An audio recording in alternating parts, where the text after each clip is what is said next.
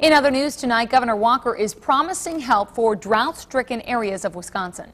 Now, rain that fell earlier this week, a welcome sight in our area, but the drought continues, especially in the southern part of the state. As you can see from the latest drought map, which we have showed you the last day or so, it was made before most of this week's rain, but it shows most of the southern part of the state, the area in red, considered to be in extreme drought.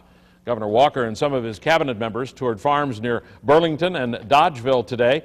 Fox 11's Eric Peterson was at one of those stops.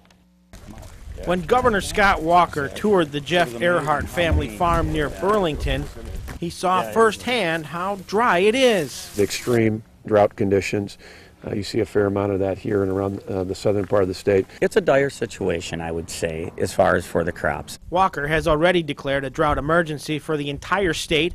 Now he's asking the federal government to help in 23 counties, mainly in the southern part of the state. And that in particular makes folks eligible for low-interest loans from the federal government to the USDA. Walker says the state is looking into allowing farmers to potentially harvest from places like highways and public lands. Because particularly as the summer goes on, feed's going to be a bigger issue for a lot of our dairy farmers. We want to make sure we're on top of that as well. It's a situation that's turned into a nightmare for farmers across the region.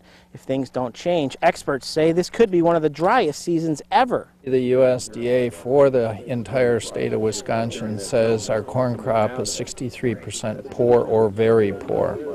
That is extremely high. Jeff Earhart says he will lose about 30% of his corn crop. Corn, it's crunch time, if you so to speak. You get one shot to pollinate corn, and if it doesn't pollinate, it's over with. Walker and his team will evaluate their observations at a drought damage meeting Friday.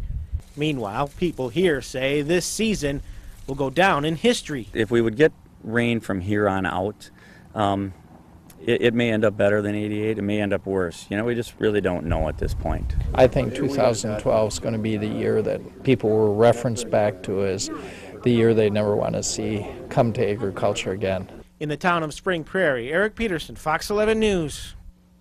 If the dry conditions continue, the governor says he expects to add more counties to his request for federal emergency relief.